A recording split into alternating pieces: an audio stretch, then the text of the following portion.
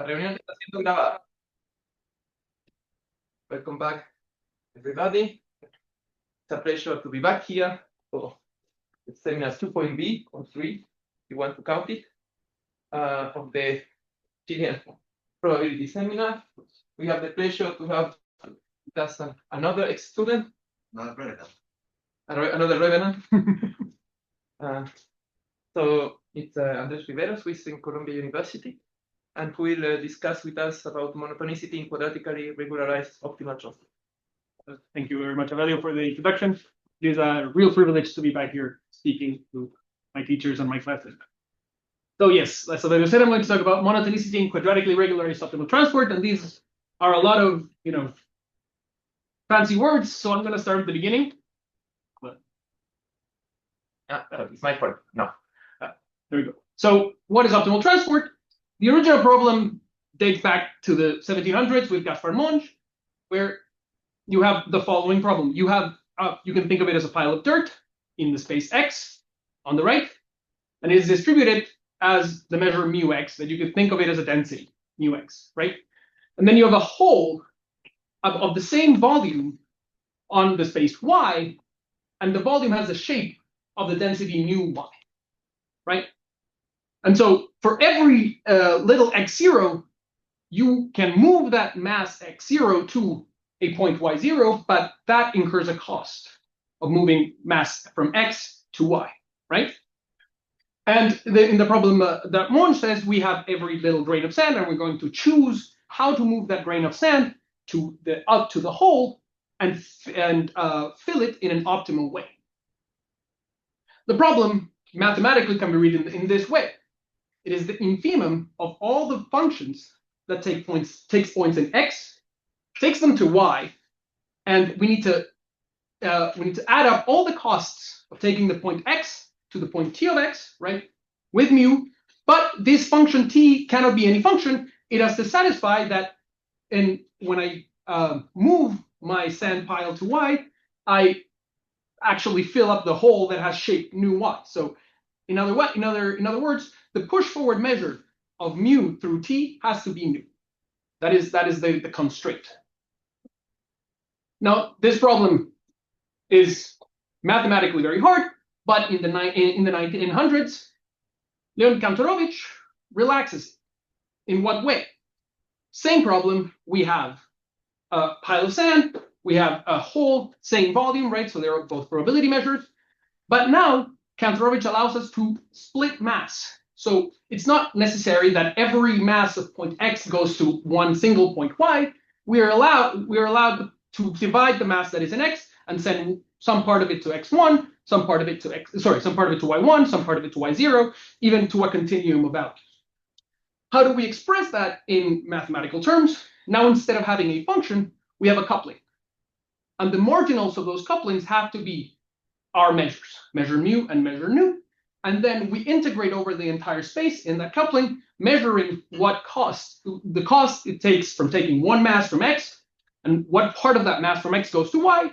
We integrate over the coupling. And we're looking at the optimum of all of those couplings. So how does OT look like in real life, right? This is what people work on. This is a figure from a seminal paper by Gabriel Pereira and Marco Couturi, Computational Optimal Transport. And you can do this in several different ways. We have point masses to point masses, continuous distributions to point masses, continuous distributions to continuous distributions.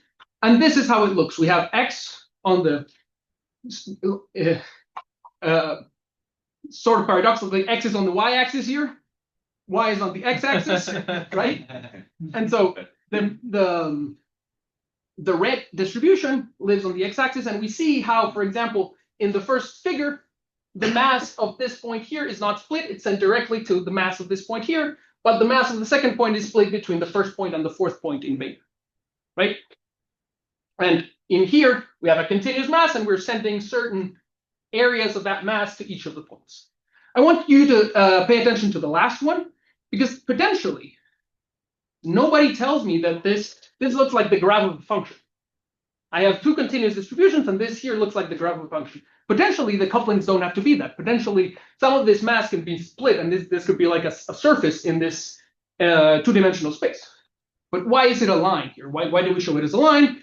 Well, because, because I'm going to talk about it a little bit later, but yes, this is going to be important.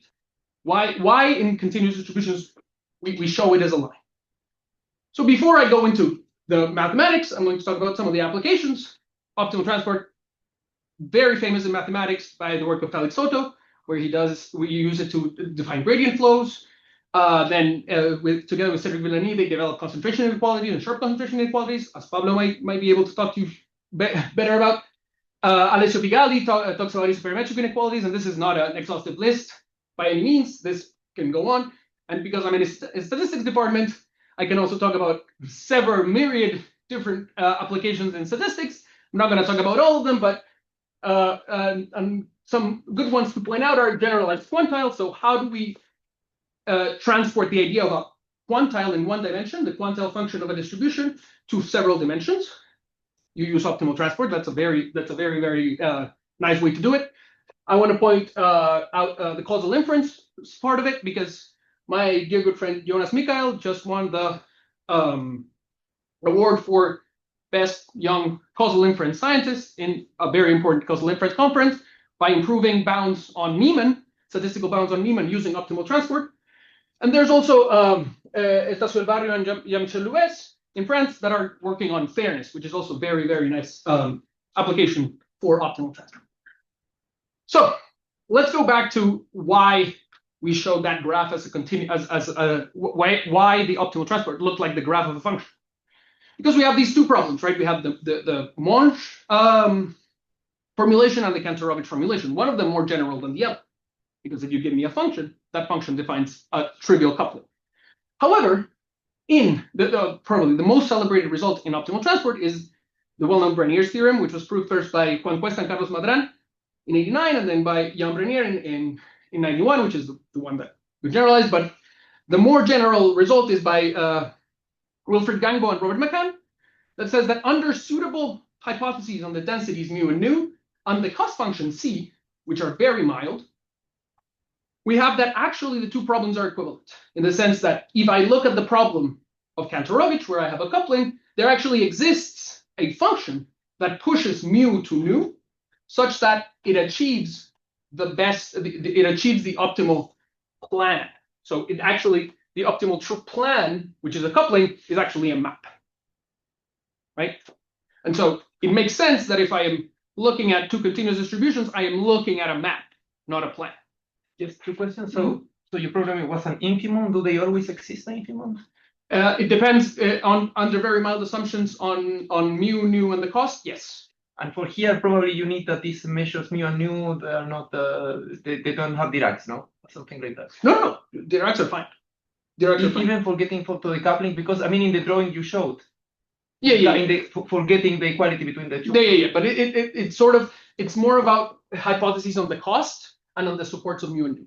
That's where the delegate. So you could. Somehow I don't believe it. I don't believe that that with a Dirac, if you have Diracs, plus the Beck, it will work. Yeah.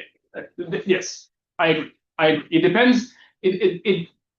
You can take away regularity of your supports to gain regularity on your cost, or you can force your cost to have better regularity, or the supports to have better regularity, and then you lose some of the regularity. There's several different formulations of this specific result. The more general one is the one that Gangbo mechanic. That one has basically the most general version of this theorem. So what I want you to keep in mind is that this means that under general assumptions, which I'll be considering for this talk, that the optimal transport plan is actually sparse, right? It concentrates on the graph of the map T. Okay, so what is the problem? I've solved it. It's very nice. Brennier's theorem tells me that there's a map that I need to find. Well, the problem is that finding this map is computationally infeasible and intensive. It's very hard. This is a linear problem with infinite constraints. I don't want to deal with this.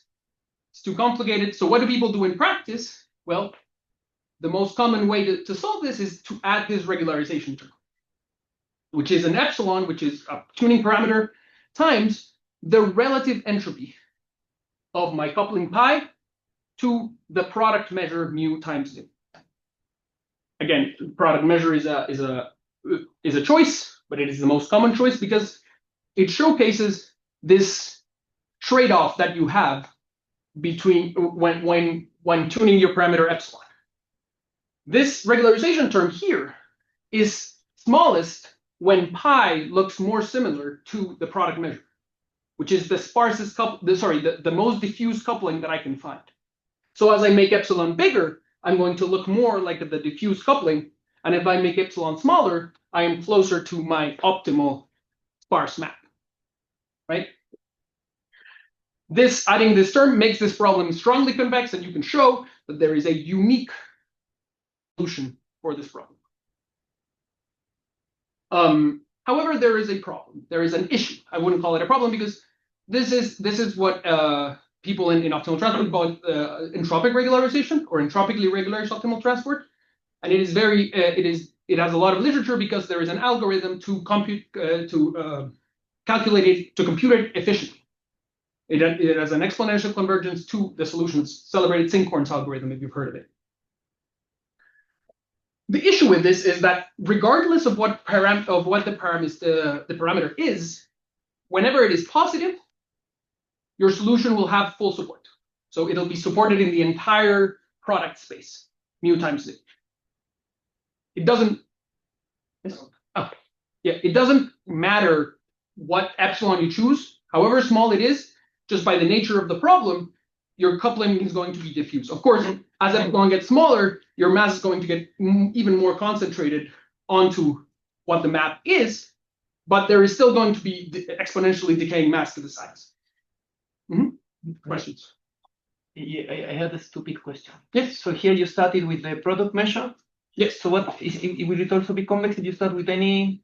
You have to have some conditions, right? There's the other thing that people use is usually you have like Lebesgue measure in whatever space you're working on, and then you add some conditions on the densities. You take mu times nu, where mu and nu are different densities, not the measures that you're looking at, but mu and the densities that satisfy certain conditions that you might be interested in your specific problem.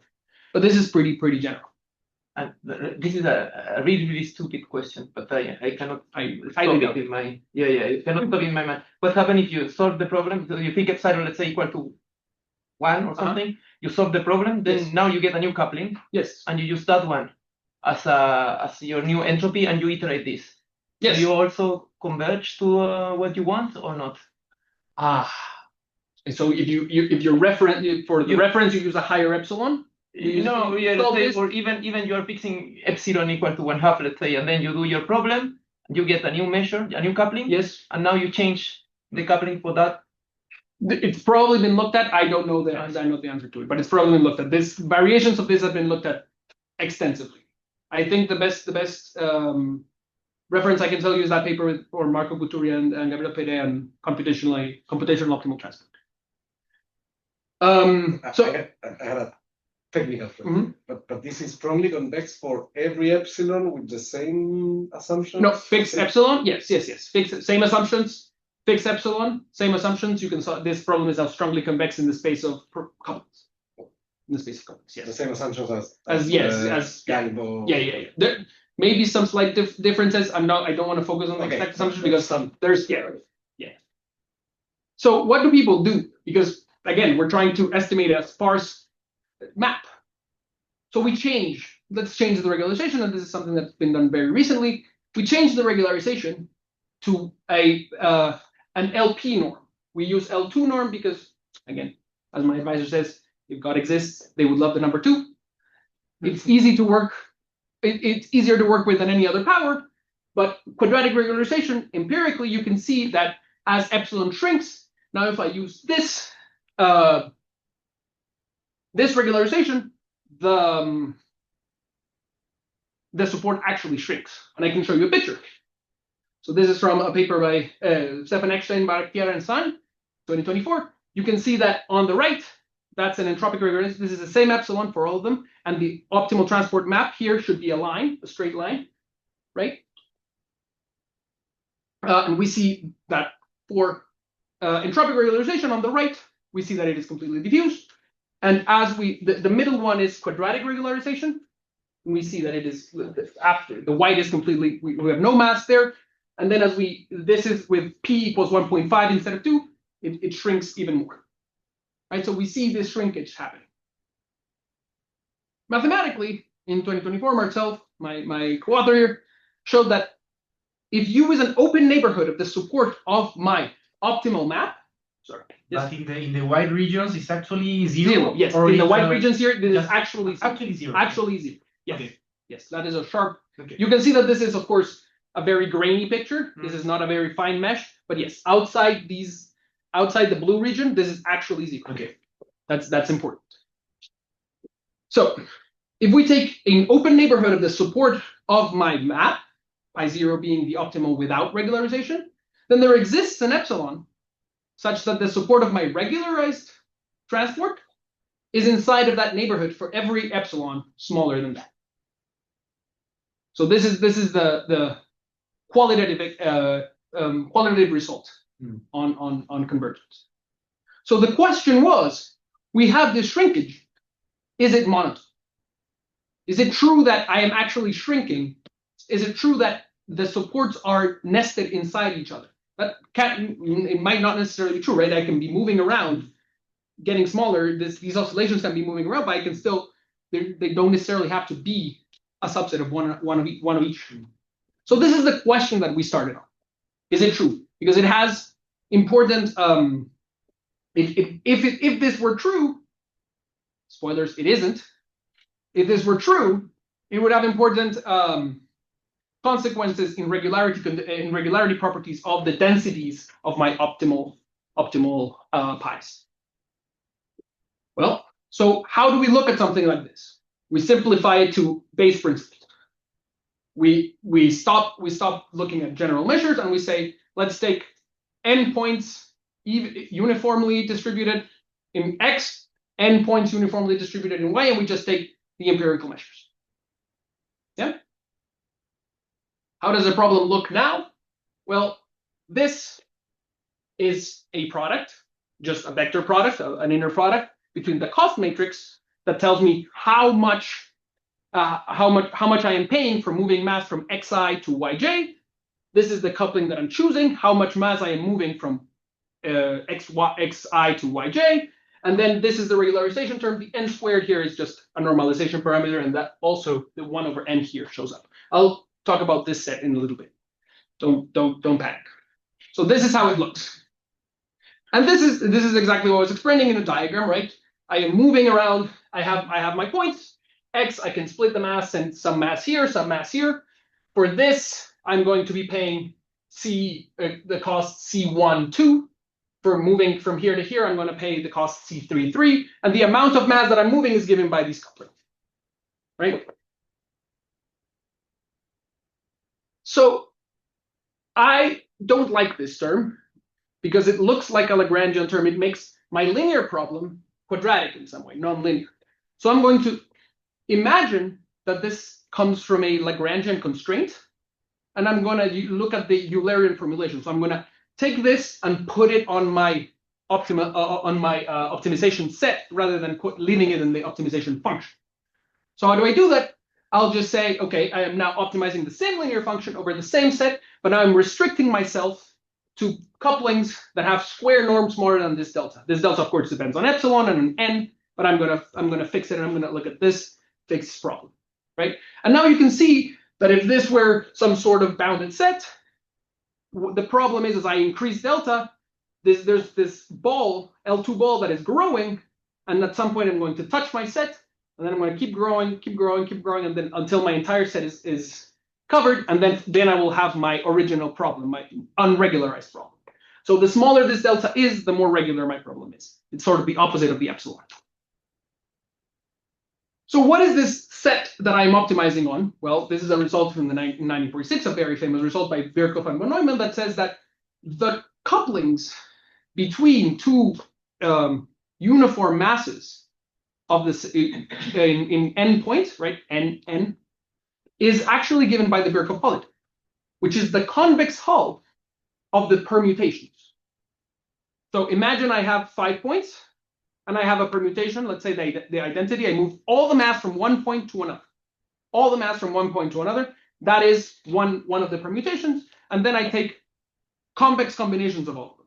That gives me all of the couplings that exist between these 2 points. So actually, this is a very well-known object.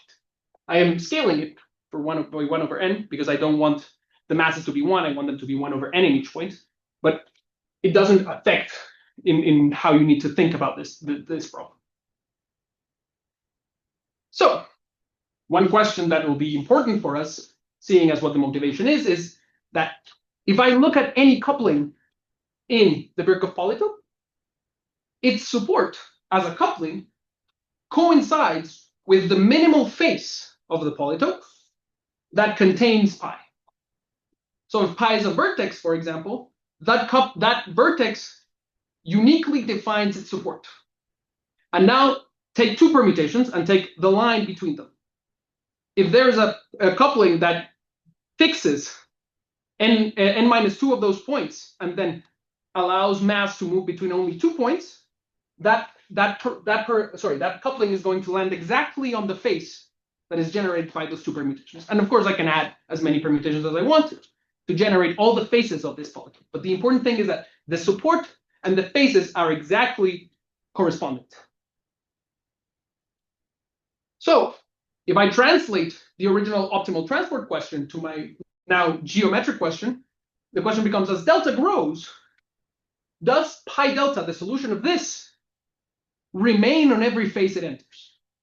Right? If I hit a face and then I leave it, because of this important fact, I would have lost a point in the support, and then I would have gained a point in the support when delta is bigger.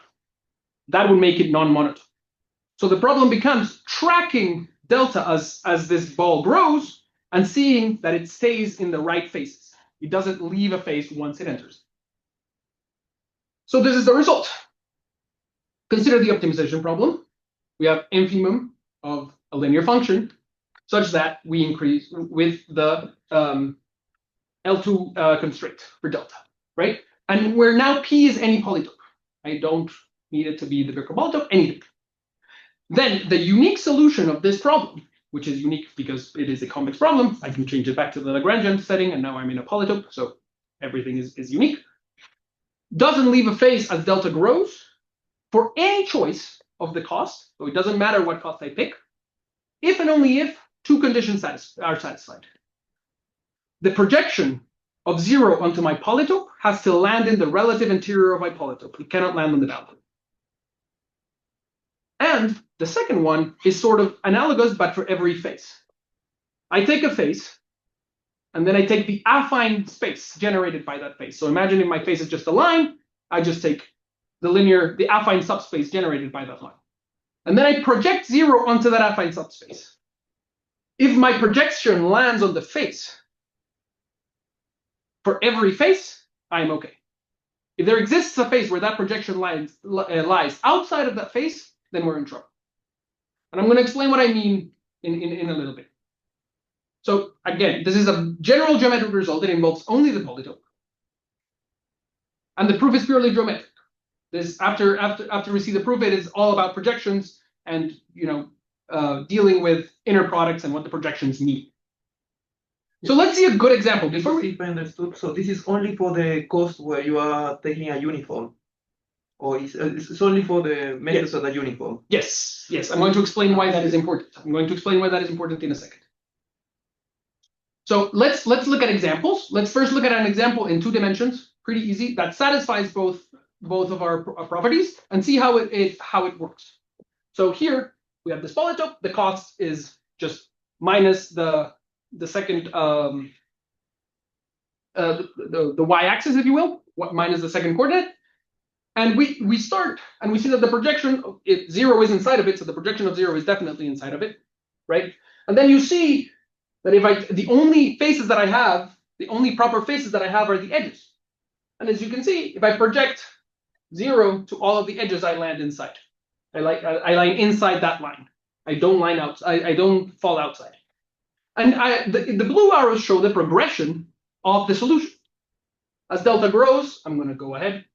I'm going to follow this line, right? It'll be the minimum I'm the farthest away from C that I can be until I hit the line, and then I'm going to move slowly through here until I hit this vertex, which is the optimum, right? So this is a good example. Let's look at a bad example. This one breaks H1. Why? Because if I take 0 and I project it to my polytope, the projection lies exactly outside the polytope, right? It lies in the irrelative boundary. And you can see what the problem is. I just, if this happens, there's going to be a delta, right? Because the polytope is just defined by linear constraint, and the ball is strictly convex, there's going to be a delta where I hit, and the only point in my optimization set is going to be this projection. So I just have to come up with a cost that is not minimized at this point, and is actually minimized at a different phase, and I can find it. I just pick that cost, and here, for example, it's minimized here, right, which is outside of this phase. And I can see where it moves outside. That's not what we want. And then the second example is sort of similar. We can look here. Here we are satisfying H1. The projection is inside because 0 is inside the polytope. But look at this face over here. If I take this face is just what the arrow shows, and then I take the affine, the affine hull of this is that's generated space, and then I project 0 onto it. It lands outside. And so what's happening is I am looking at a cost that is minimized on this face, which should be this, and I am moving it a little bit so that it is maximized on the opposite side. I'm coming in through here, and I want it to leave this face, and I'm going to move it. I'm going to move it up. Right? That is the idea behind the proofs. Is it sort of clear? Because now I'm going to go to the proof idea. I'm going to write it down so that it makes a little bit of sense. So mathematically, if H1 doesn't hold, this is what I was explaining in the second drawing, right? The next 0, my projection to the polytope lies in the relative boundary. It cannot be in the relative interior. So I take delta 0 to be the norm of that thing, and then at that point, at that delta, my optimum is going to be x0 because there is only one point in my optimization set. There cannot be any more. And then just I take f, right? I take f, and that such that x is in f, and then I choose a cost. This should be minimizes. Sorry, a cost that minimizes outside of f, and that cost is going to leave the face f at some point, just by how it is. This is, of course, a little bit of hand waving because I don't want to write the entire proof, but that's the idea. So if H2 doesn't hold, it's sort of the same idea. I fix a face such that it's bad for us, and I take the projection onto that face, which is now in the relative boundary on that face, because the projection onto the affine hull falls outside. So if I project to the face again, I'm going to land in the relative boundary of that face. And then I take a C, a cost, that is smaller in f than anywhere else in the polytope, in this space. How can I do that? I take a hyperplane, a separating hyperplane of my polytope, such that I am exactly, the face is exactly the intersection of the polytope and P, sorry, the polytope and my hyperplane.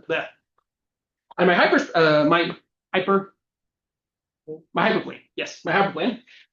And then I say that everything is worse, basically. I'm minimizing, so I'm saying everything else in the polytope is worse than myself, that in that face. And then then because this is the first time I hit this face, I'm going to choose delta 0 the first time I hit this face. So at delta 0, my optimum is going to be x0. But then I'm going to say, okay, I'm going to move C a little bit. How to do it?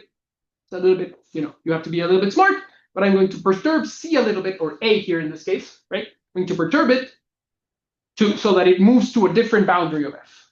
And that way I'm going to enter in this boundary, x0, and then I'm going to leave and move to another boundary. So why is it an if and only if? Well, let's assume H1 and H2 hold, right?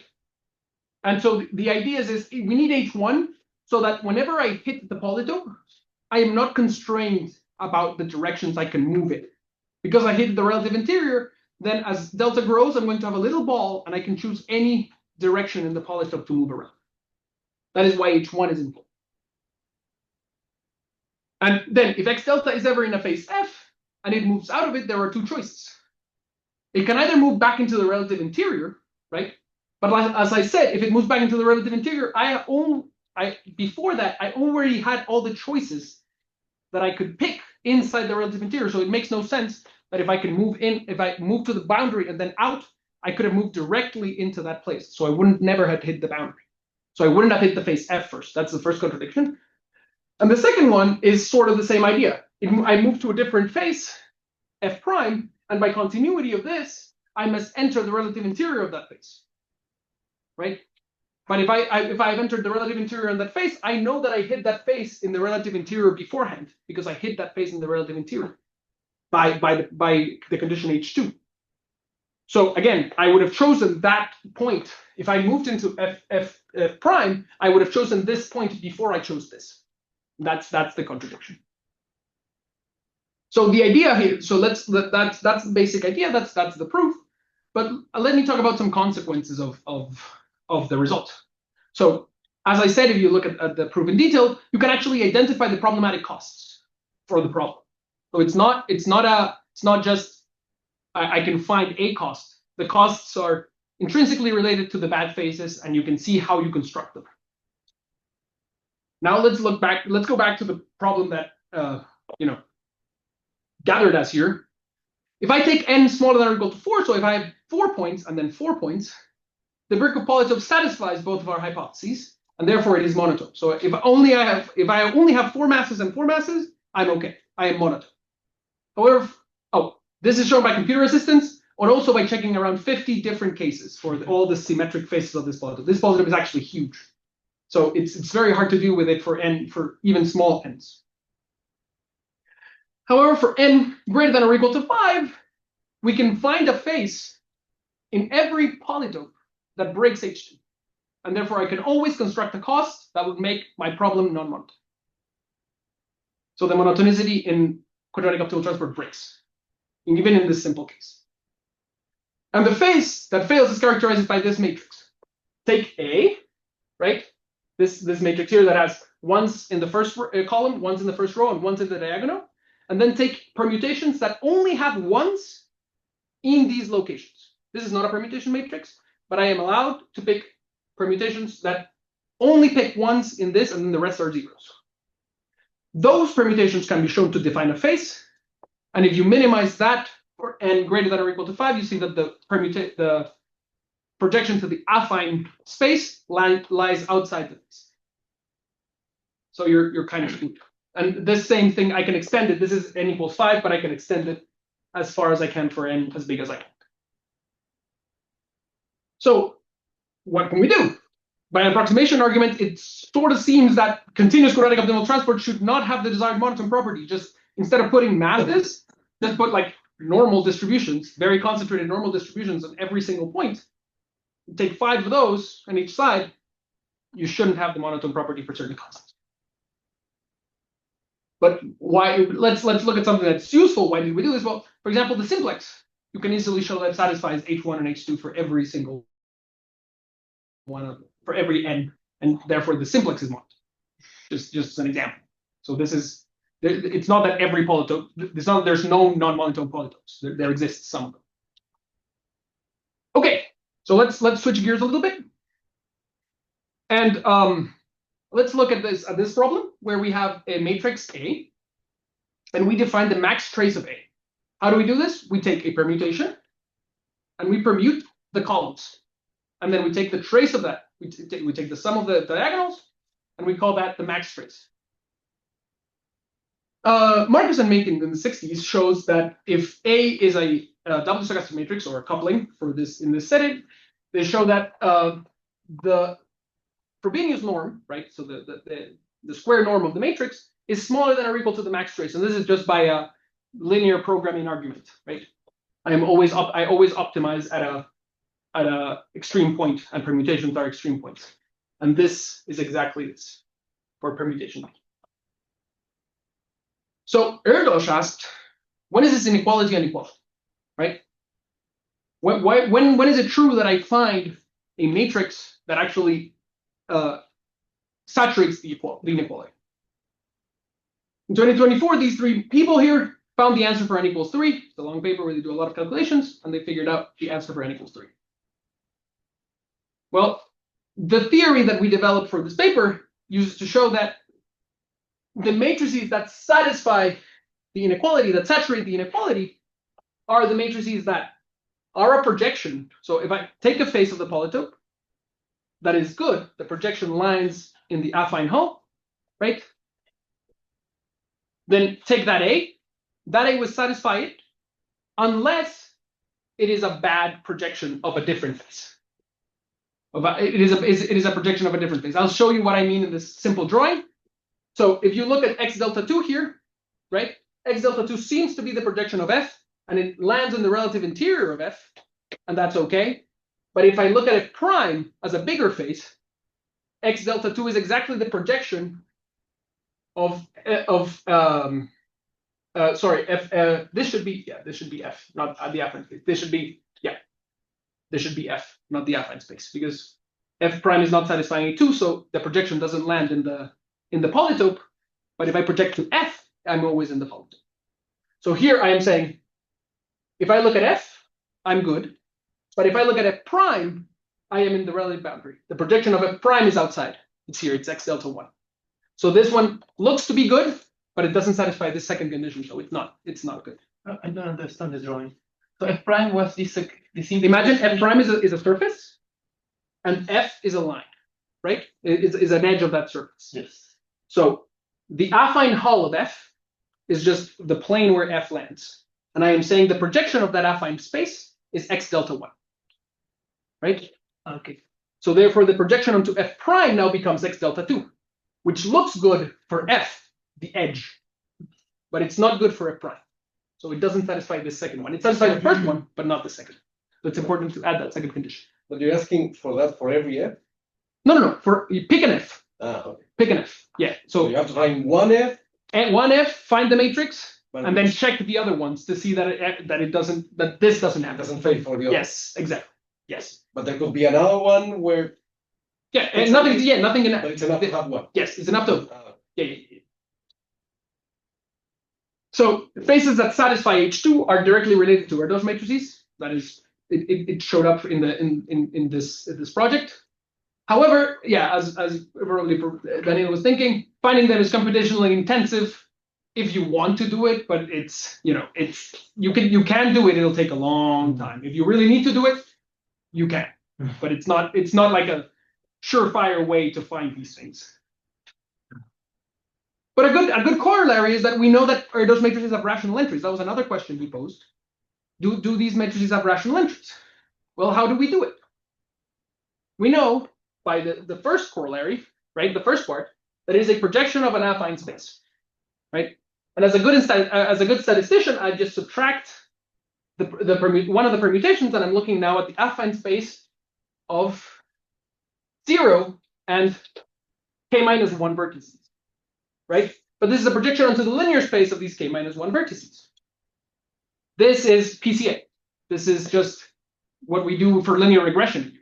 This is the first thing that they teach you in statistics 101, linear regression. So the solution is this, where here this is the hat matrix. Right? That it involves the matrices P1 minus P2, P1 minus P3, those show up. But all of these have rational entries. This has a rational entry, and matrix operations preserve rational entries. So this matrix has to have rational entries. So what did we do? Let's wrap up. We characterized the geometric property of linear optimization on regularized polytopes and their solutions. We use it to answer a question of monotonicity and the support of Q of T. We also answer a couple of questions posed by Erdős on doubly stochastic matrices. And the takeaway is quadratic optimal transport is tricky, right? Even when we started doing this came up because we started simulating for random costs and random points and random everything. We started simulating problems, and 100,000 of them couldn't find a single cost that made the problem non-monotone. So the solution is highly non-trivial. It's not that you can look and find a cost and pick a cost that makes it non-monotone out of the blue at random. It's highly non-trivial. but it can answer questions all over. Like these Erdős questions came up because we were looking at counterexamples. We found those papers and we realized we could solve them. So what's the future work? Because the support is not monotone, we have to study the shrinking property of this support in high dimensions, because Alberto and Marcel, my two co-authors here, have already done it in dimension 1, but the bounds seem to get much more complicated in dimension 2 and higher. Give equivalent algorithms to Sinkhorn to efficiently obtain QOT. This is what we're working on right now. Hopefully we'll have a paper on the archive by the end of the month. Study the effect of changing P2 to P between 1 and 2 and then P greater than 2. These are two very different regimes. You can see the difference in the dual formulation of the problem. What about gradient flows in QOT? What about other regularizations that are not quadratic, not entropic, not polynomial? Oh, you can see that there's a lot of stuff to do still. So, any questions?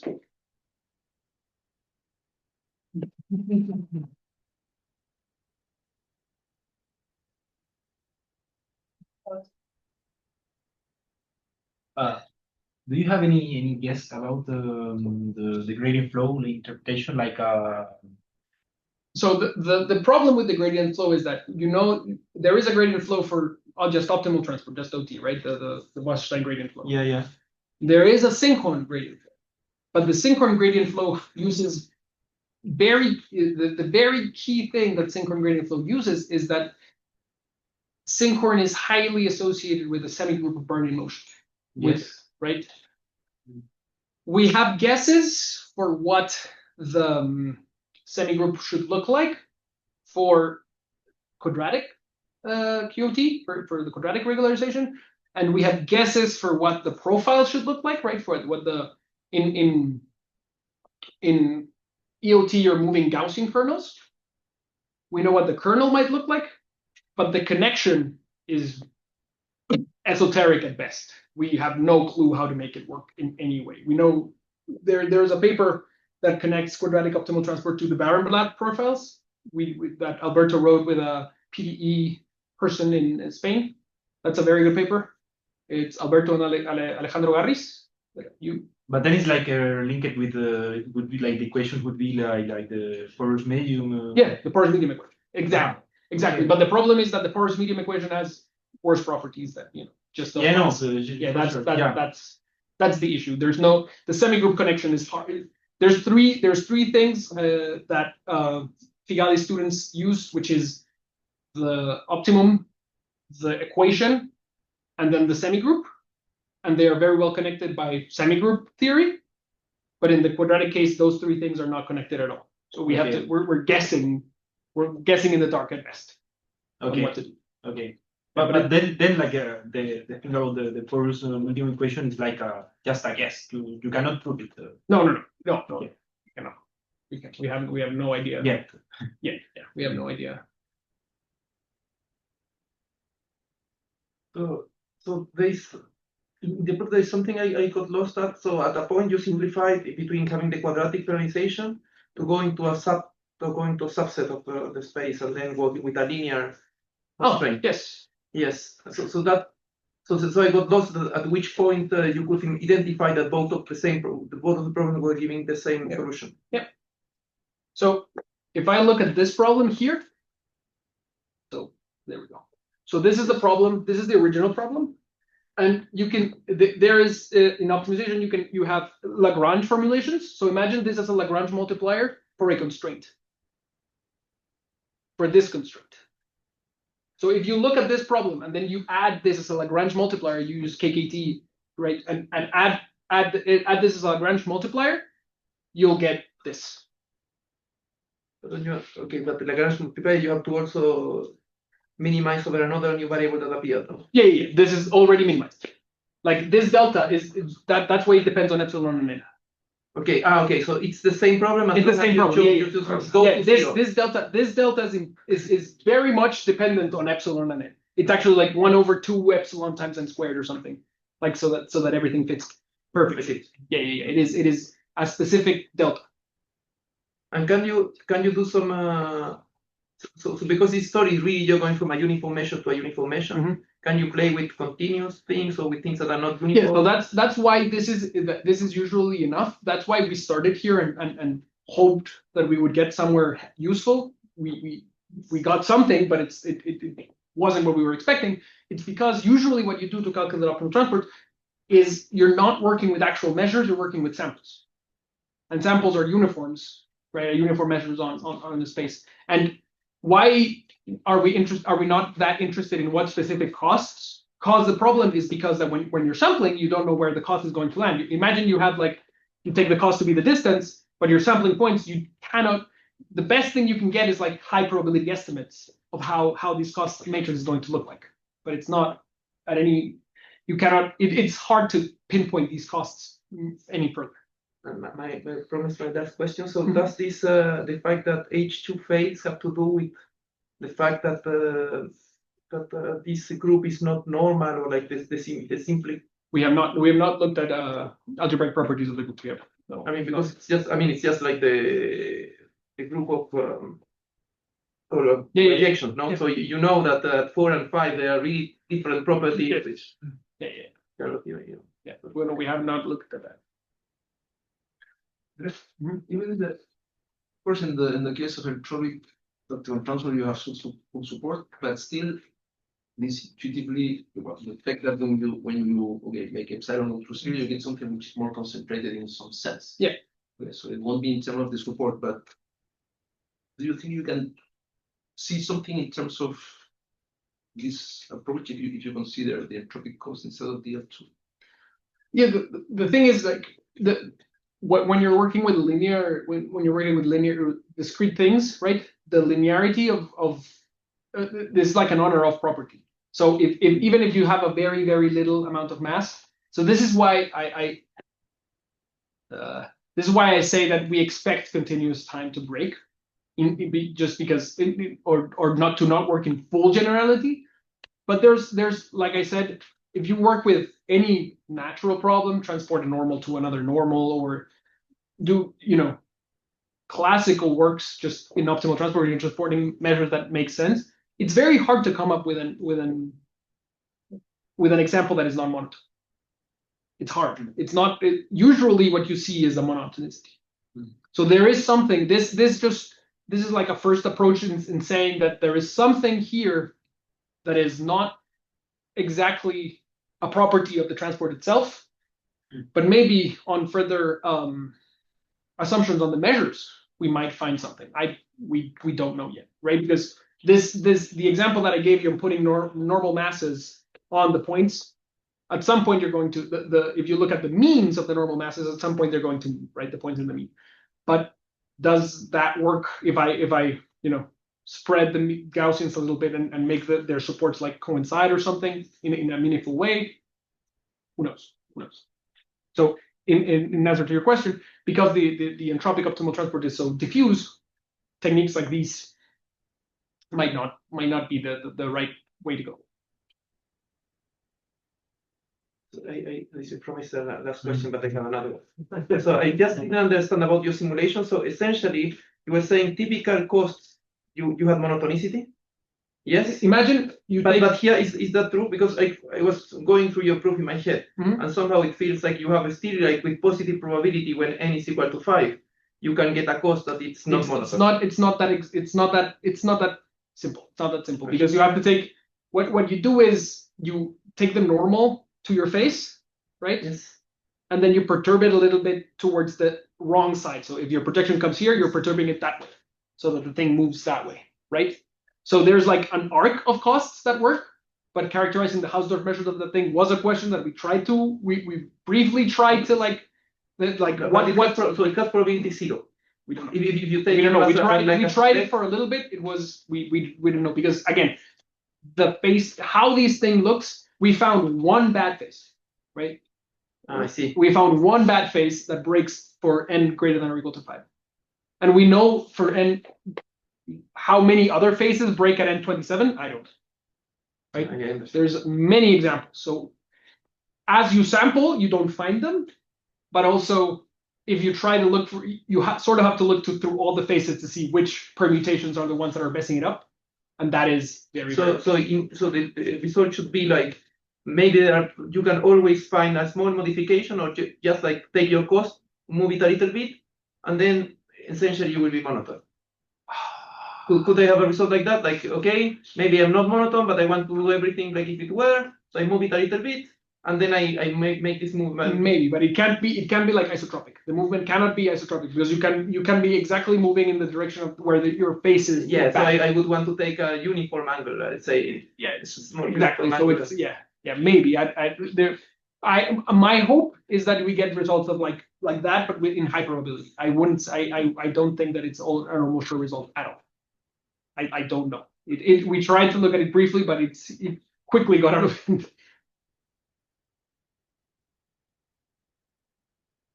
So if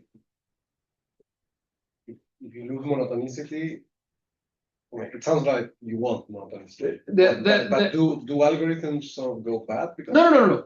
We like the algorithms that we still have work. The thing that we need monotonicity for is that if you look, let me go back to the original setup here. So this is, of course, this is a minimization problem. You can find a dual formulation, and that's usually what people work with, the dual formulation. And it comes with potentials that define, there's functions that define this density. You can write this density as a sum of two different functions. The cost is there. It's like for this one is e to the f plus g minus c divided in epsilon or something, right? And what you like for your cost, what you want for your potentials is very good regularity, C2. You want that the second derivative is bounded from above and below, so you can get like estimates on how well these things behave and how well your function behaves. If your costs were if the transport were monotone, we had good estimations we had good bounds to find to prove that the second derivative of the potentials in the QOT case were very good. The monotonicity helped you. For example, in the self-transport case, Johannes Wiesel showed that in the self-transport case, if mu is equal to nu, then it's sort of obvious that you're monotone because by a symmetry product. And when you have monotonicity in that setup, you can get very good bounds. So we were hoping to show monotonicity and then try to extend that to general setup, but it's not. Thank you. So, looks like there are no further questions. So if not, let's thank.